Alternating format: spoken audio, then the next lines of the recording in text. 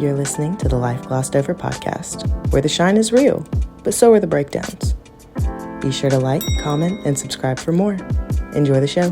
Hey guys, welcome back to Life Glossed Over, where the shine is real, but so are the breakdowns. My name's Hannah with the good hair on Instagram and TikTok. Go follow me. I'm having more fun on TikTok these days. Kind of in a hiatus with Instagram right now. We'll get back into it. Go follow me though. Today, as you can see, I don't have my iPad.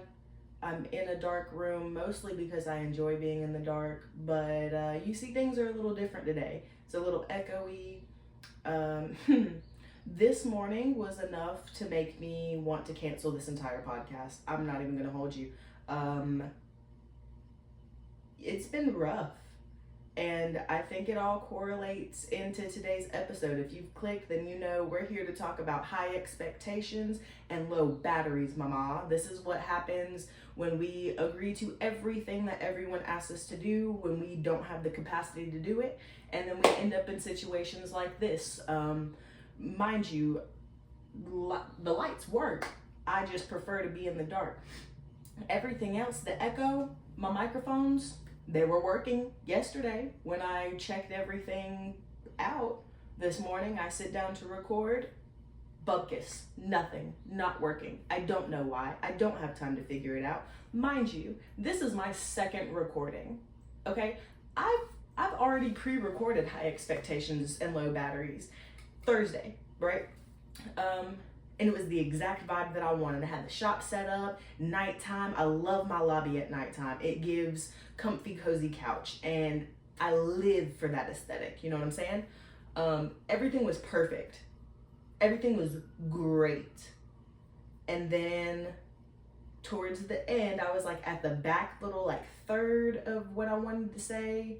And then sure enough, my microphone started to die, my camera started to die, everything was kind of slowly unraveling. So I was like, it's okay. We can pack this up for right now. I've got the vast majority of it done, and I'll just hop back into it tomorrow night or Sunday night and keep filming, right?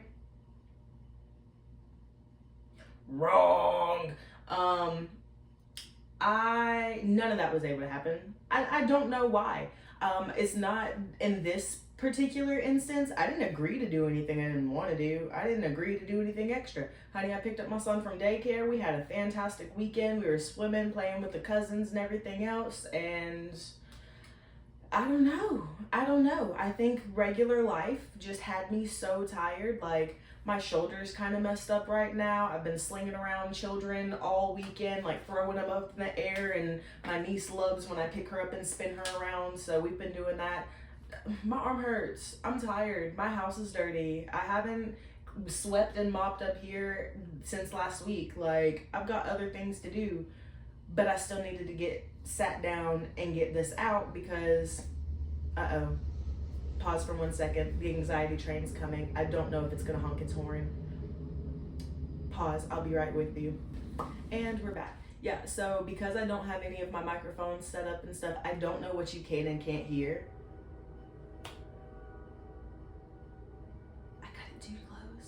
I knew I should have waited. I'll be back. Okay, and we're back. The train's gone now. So yes, because I don't have my microphones and everything, I don't know what you can and can't hear. So if you hear my fan going, if you hear the extra echo, I apologize. My memory is slipping. I apologize. Well, I will give it back. My memory is slipping. I apologize. What the fuck is I will give you your $1. But it is what it is. And if it makes you feel any better, I've been scouring the internet. The internet? Wow. Slow down, mama. I've been scouring the internet, mostly Temu, for one of those little podcast setup equipment kit thingies with the microphone and little soundboard. So I've ordered one. It'll be here, but it's Temu. So it could be, I could have it set up by the next episode, or it could be the next couple episodes. I don't know. But it's coming, so we'll have better audio and lighting qualities to come. But it made me angry that I didn't have all the things set up because I'm a low-key perfectionist. But it's okay. It is what it is. It's our first episode. We gonna rock it how we gonna rock it, baby. So, high expectations and low batteries. I'm not a stranger to that at all. I got real high expectations. Real high expectations, dog. Not a battery pack in sight. When I say I am consistently and constantly running off fumes for the last 26 years, I'm so serious. But we adapt, we overcome, we power through. And, you know, what really brought me to all of this, what really opened my eyes to all of this, that I'm okay where I'm at, and that's okay. Have you guys ever heard of this lady named Mel Robbins? I found her on TikTok. I don't know much else about her other than I saw her on a podcast one day, and she was talking about this thing called the Great Scattering, and I thought it was fantastic. It stuck in my brain so beautifully, and it helped. I'd come to it a lot to just remind myself I don't have to be where other people are. So the Great Scattering, you know how when we're in like primary school, right? We have our class. I'm the class of 2016. That's when I graduated, right? So class of 2016, everybody, we started kindergarten around the same time. We stayed in the same class. You know, we had that class of 2015. We were looking at y'all. The class of 2017 was looking at us like we, you know, everyone had their place, and, you know, some people divulge off and but mostly we're all learning things at the same rate as we grow, right? And then we get to graduation. Okay, woohoo, you're done. 12 years of Azkaban, done. Okay, the Great Scattering then ensues. After you graduate, what happened? You watch some of your friends go to college. Some of your friends go to the workforce. Some of your friends got married. Some of them are already having babies. Some people moved off. Everybody scattered. The people that you saw every single day were no longer a daily routine, right? And then, I know with me, I won't speak for you. For myself, I'm sitting here watching all my friends go off and do all these amazing things. And here I am. I went to my local community college for one semester, figured out I couldn't cut it because I've never had to be in charge of my own schedule before. I mean, I lived on campus. I could literally look out my window and see which building all of my classes were in. Mind you, my birthday's in the summer, so I technically graduated at 17. So I started college at 18, right? Little 17, 18-year-old Hannah was not used to, I led a very privileged childhood. All right, my mom woke me up in the mornings. I had breakfast. I went off to school. When I was able to drive, you know, she still knocked on my door in the morning to make sure I was up and done. My mama didn't go to college with me, and she damn sure was not letting me stay home. I begged. She wasn't letting me stay home. She was like, you need to have the college experience. Mind you, I hate people. I didn't want that. I wanted to stay home. Still came home it was 9 miles down the road. Still came home every single weekend to do my laundry. You weren't gonna escape me, Ma. Sorry. But back to the college thing, I hated it. I hated it every single second of it. That's why I only lasted one semester. I realized I was never a student because I wanted to be a student, right? I was a student because my mom was in the school district. My older brothers were hell. I wanted to give her a break. And by the time I graduated, I had been such a good kid that I went batshit crazy, my guy. I went wild. And I mean, that's not a secret. I talk about it in my day-to-day life. I was a party girl back in the day. It was fun. However, I made some mistakes. And I feel like a lot of the things that I did then are the reason why I got certain anxieties and PTSDs now, which is valid. Everybody has to collect their trauma how they collect it. But still, I'm sitting here in my very first party phase, not able to take care of a college 1 semester schedule with maybe 3 or 4 classes. Like, it wasn't hard. But that one 8 a.m. world religions class on Thursday,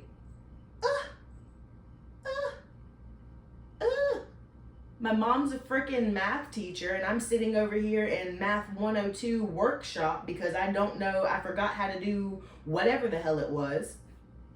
Like, I was embarrassed. And then I was like, fuck, I can't even be the scholar that I wanted to be for my mom, so what am I gonna do? Hair, I graduated from a tech school in high school, got my license, thank God, and I was working at a local haircut chain. I'm not gonna name it because I don't want to get sued, and I don't know if they're gonna watch this. So, started working there, and it was cool. They did feed me to the wolves, but that's when I finally felt like, okay, I found the workforce footing, right? Coming back to the Great Scattering. Everybody's doing their thing. I'm not gonna be a scholar. I definitely don't want to get married and start having kids this young. I don't want to do any of the things that anyone else is doing, so I'm gonna just go work, right? And thank God that I did, man. Like, I spent the first, how long was that? Year and a half at the first franchise of that chain. And in that year and a half, I was at 2 different stores. They, like I said, fed me to the wolves. I was ass back then at hair. And I'm not even gonna lie to you. Everybody's got to start somewhere, right? Nobody pops out of the gates being the #1 hair brand ambassador for anybody. Nobody pops out being able to do the most perfect anything. It takes time. So yeah, the first year that I got my license in the mail. I was working at a restaurant, and on my lunch break, I had enough time to go home, get my license, go to the chain store, fill out an application, and they're like, okay, your first day's tomorrow. So I immediately, boop, quit the restaurant. I was just a hostess. Nah, they didn't care. Anyway, I quit the little restaurant job. I start working at the chain. And when I say I didn't know anything, like I knew enough to pass state board.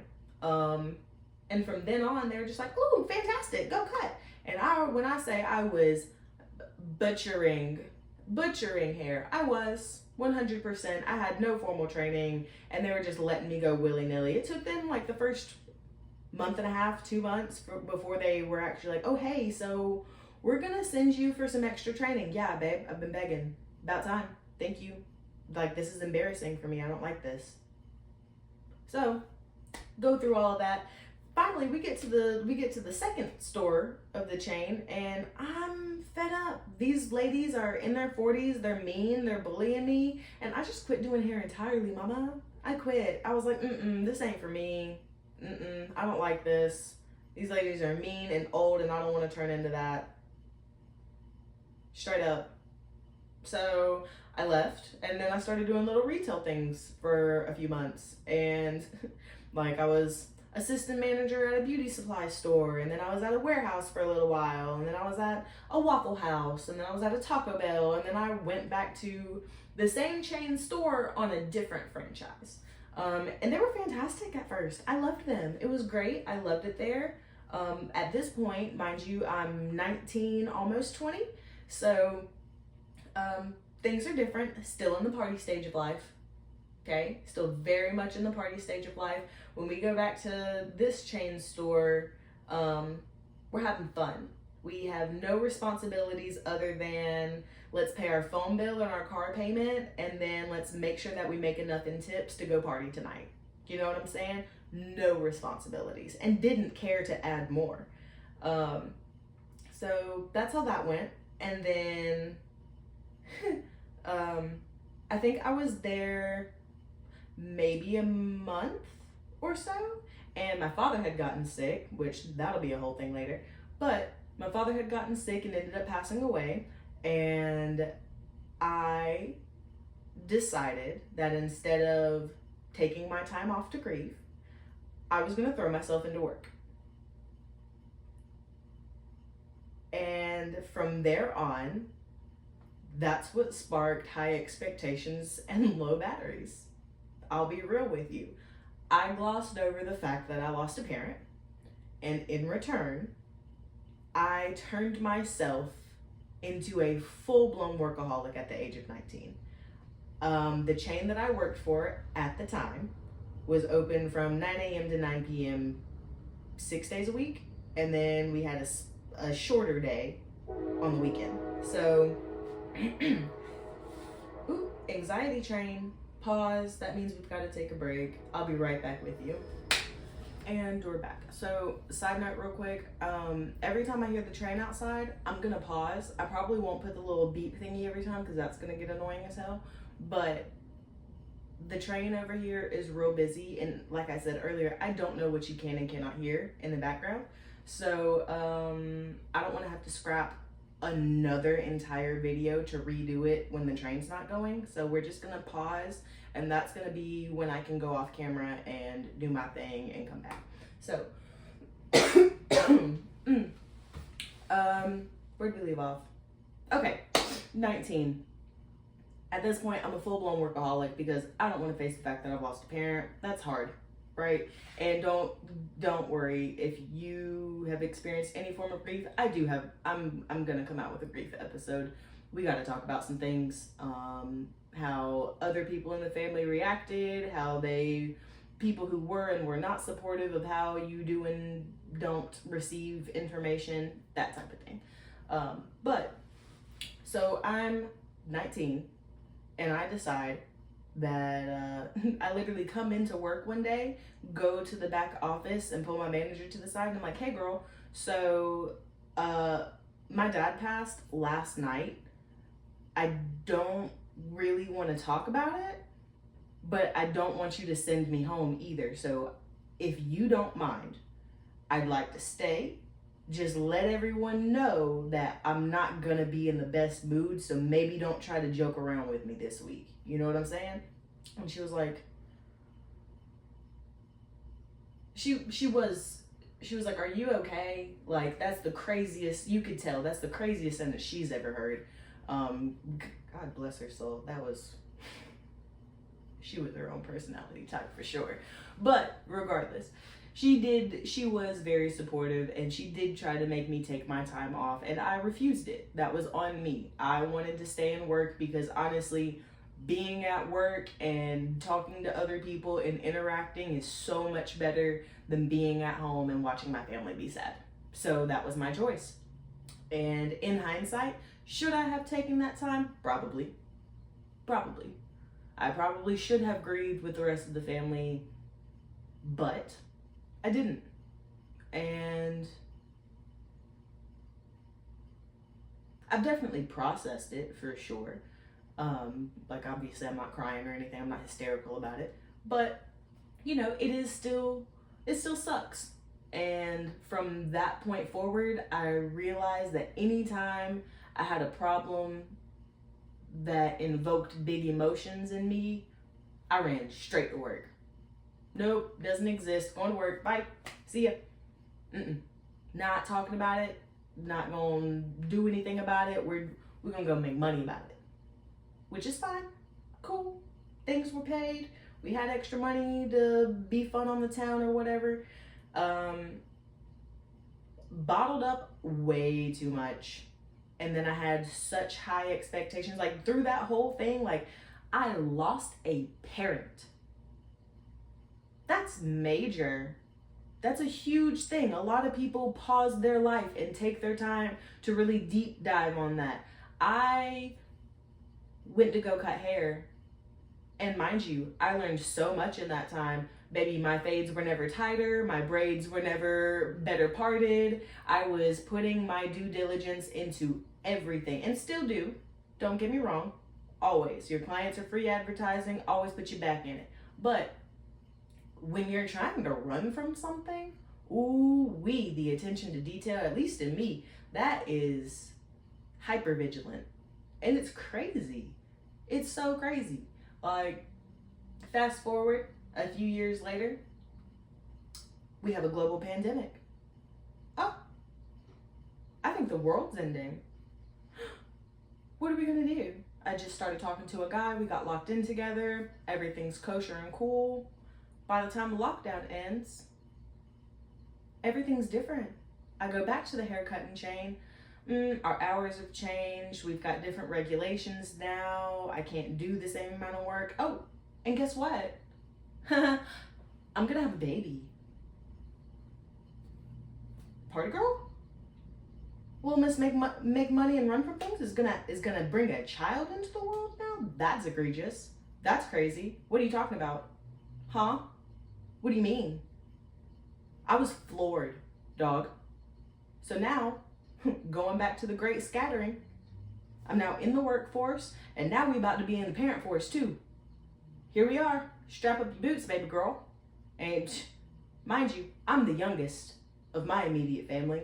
I didn't grow up with little kids around me. I didn't know the first thing about children. Other than, I knew what I liked as a kid. I liked to sit down, be quiet, and read.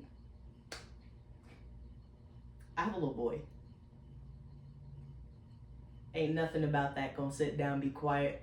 He do love to read at bedtime. I'll give him that. I will give him that. My baby loves some books. But as far as stay in one spot and be still and quiet, ooh-wee. Not my son. Not my baby boy. So, we've come out of a global pandemic. The world is entirely different. We're pregnant now. And we realize, maybe this is the time to get out of the chain, because like I said previously, I worked with the ladies that were mean and bitter that they stayed that long, and I didn't want to turn into that. So me and one of my very good friends, we started our own salon. And granted, it wasn't in this location. We had a first little flop spot, which was it was our starter. That's what we needed to get our feet on the ground. It was already furnished. It was on the back side of a little car place, and one of the guys recognized my friend and was like, "Hey, you used to cut my family's hair. What happened to you? You not gonna start your own spot?" And she's like, "Nah." And he was like, "Well, we've got a little salon over there. We just need people to work in it." And she called me. And I was like, I don't know about this girl. And she was like, "Dude, just come look at it. Just look at it. We'll make it what we need it to be. Let's just try it." Okay. And I will admit, it was a deal that it was too good to be true. And we took it. And we started something out of it. Shit, I'm still here 5 years later.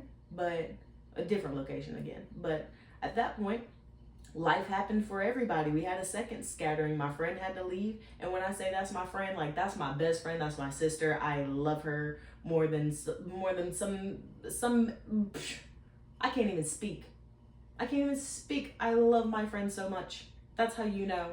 If I can't form a conscious intellectual thought, there's too many emotions. Okay? I love my people. So she had to go.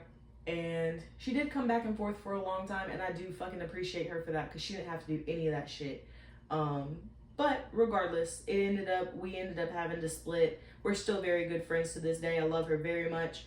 But you know, it is what it is. And there were things through that. I'm gonna unpack things. I'll probably have her on in an episode for us to unpack things about what happened and everything else. That's why we're gonna gloss over it today. We got bigger things to talk about. High expectations, low batteries. At this point in the story, we've opened our first location, right? I'm 7 months pregnant when all this stuff starts going down, and we've got to move. So we pack things up, we come to this location, and we start. We decorate, we get the things going, and then I have my baby. That's a whole, now we're in the workforce, entrepreneur life, motherhood, right? And of course, on the back end, there's relationship stuff. I'm not gonna divulge that. I've healed from that. We'll have a relationship episode where I'll probably touch on it here and there. I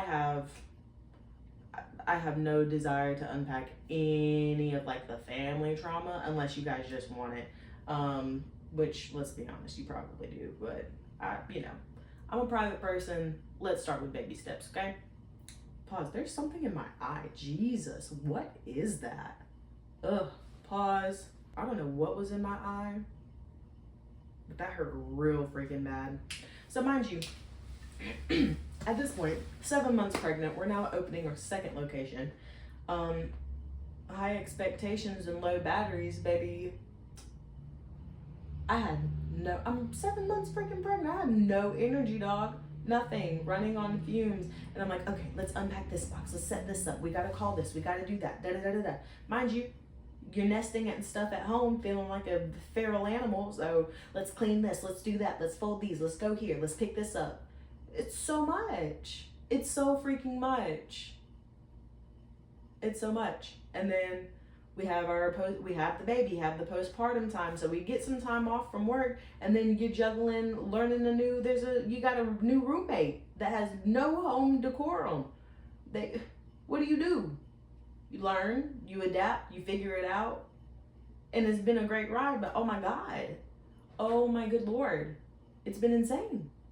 The trials and tribulations of just having high expectations, period. Like, I remember when I wanted to rebrand last year, right? I'm sitting at home, and at one point I look around and I'm like, yeah, so I think I want to repaint the salon. I want to source some new furniture. I want to get some creepy, like, oddity decor. And I think we can handle, like, I don't know, let's revamp the website and the social medias. I think I can get all of that done by, like, Friday. And by Friday, I do mean, like, Thursday night at 11:59. Said that on a Wednesday night at 9:30. Okay, so what are the odds that we're gonna get all of those things done in basically a 24-hour period? Slim to none. Slim to none. Like, I'll make so many goals and ideas, list after list after list. God, I'll have to pan around to the room at some point for you to see the amount of just notes and things that I have to just have. Maybe it's ADHD, maybe it's OCD. I don't know what it is.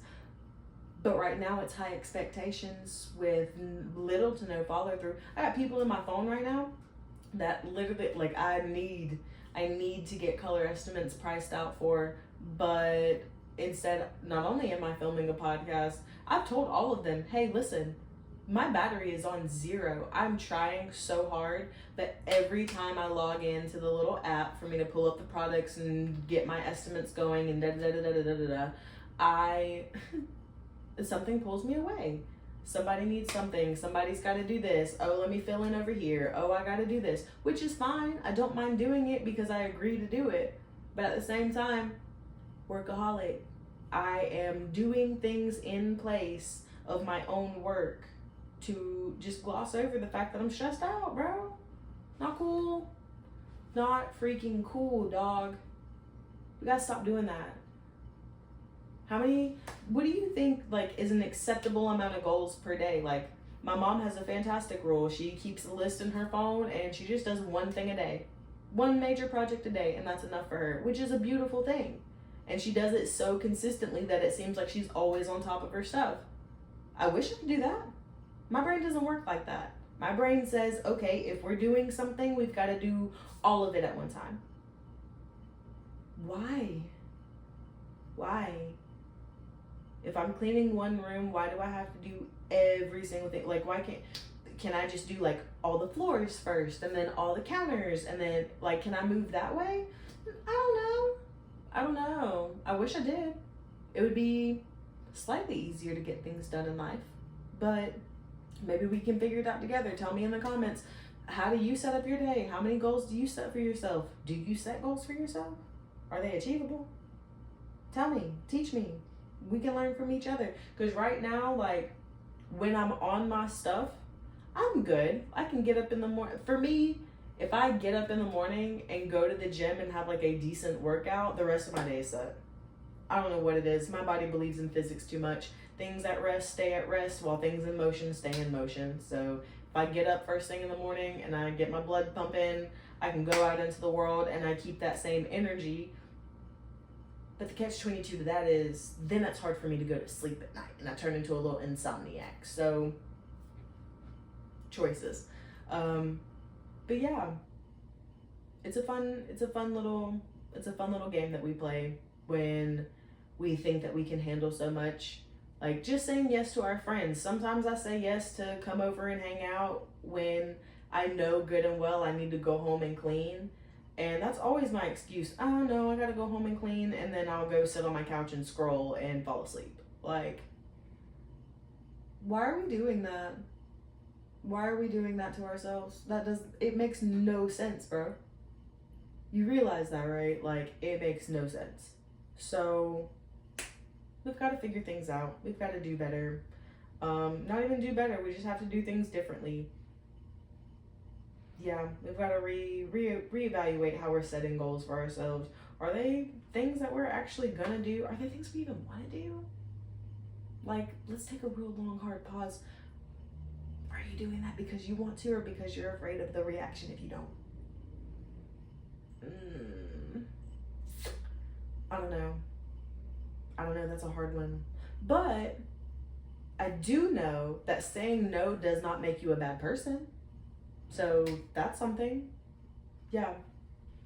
Yep. Saying no doesn't make you a bad person. I thought it did for a long time. That's why I was like, oh no, I can't say no. That's mean. Oh no. Huh? What you mean?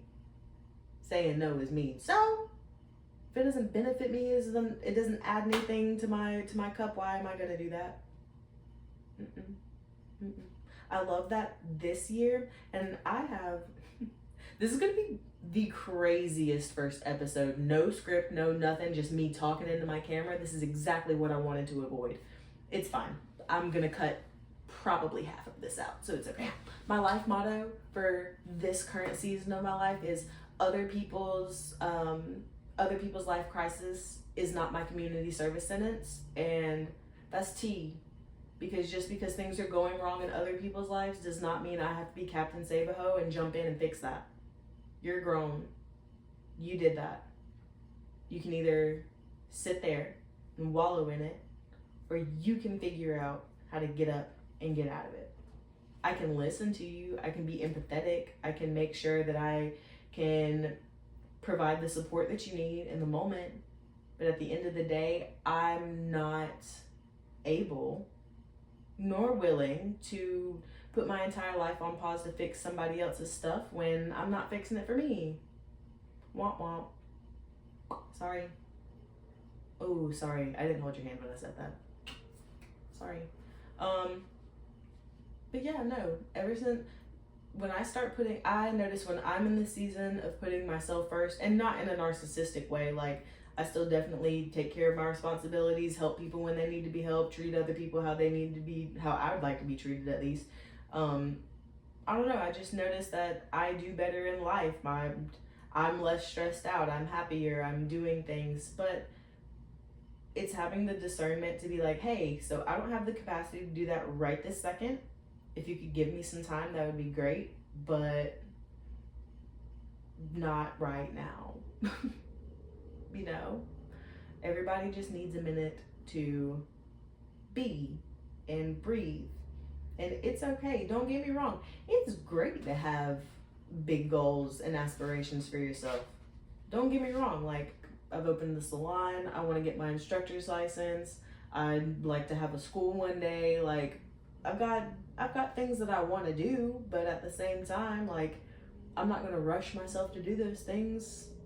They're big tasks. I can't do everything all at once.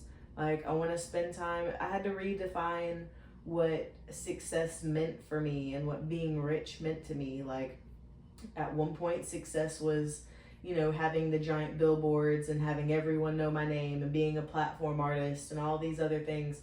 And now I don't give a rat's ass about any of that, bro. I'm content if it's just me in my salon doing what I love, and at the end of the day, I can lock my doors early as long as I've done what I need to do. I can go get my son. I can spend time with my family. Like, I don't want to be, don't get me wrong, I want to be booked and busy. I don't want to be a slave to the industry. Like, that's why I'm in my own spot. I don't want to have to clock in, clock out when other people tell me to. I don't want to have to do any of that. All the stress that comes with having your own thing, it's a stress that I welcome because it's a stress that I put on myself. At any given point in time, I can change my mind and say that I don't want to do that anymore. I don't have to. It's not that easy when you work for someone else, is it? Like, clocking into that 9 to 5 all the time, bro, like, don't get me wrong, the stability of it, the security behind it, beautiful, immaculate, guaranteed paycheck, 100%. But still, Everyone's crawling down my neck. Where you going? What you doing? How long you been in the bathroom? How long you gonna be on your lunch break for? You going anywhere? Can you do this? Can you do that? Hey, I know this is technically so-and-so's job under contract, but can you fill in instead because you're low-key better at it, but we're not gonna pay you more for it?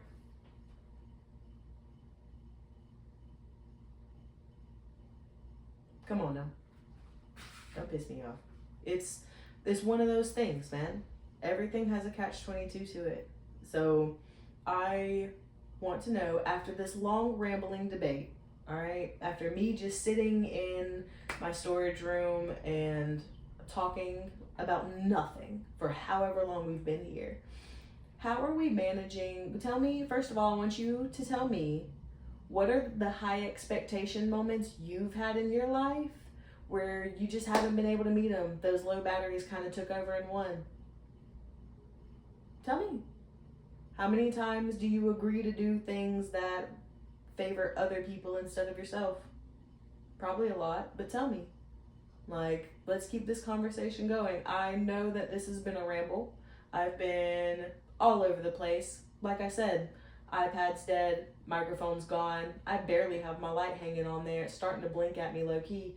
So I'm gonna hop off of here and see if I can edit this into some type of understandable, formidable thought process.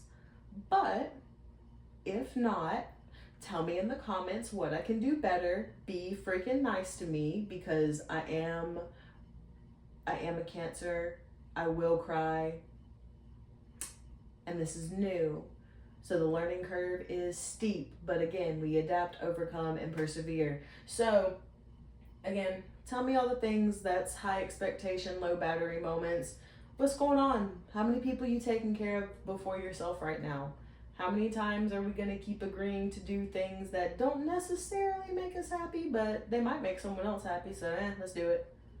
Talk to me, let me know. I wanna hear all the things, and I'm gonna hop off of here before I keep rambling, because my brain's already bringing up more topics, and I'm not gonna hold you, baby. I'm sleepy, I'm tired, I've got a lot of cleaning to do. I can't handle any more of this, so I'm gonna hop off. I love you, mean it. This has been the Life Glossed Over podcast, where the shine is real, so are the breakdowns. We talked about some real things today. Thank you for joining me on our very first episode, and I promise I will try to do better.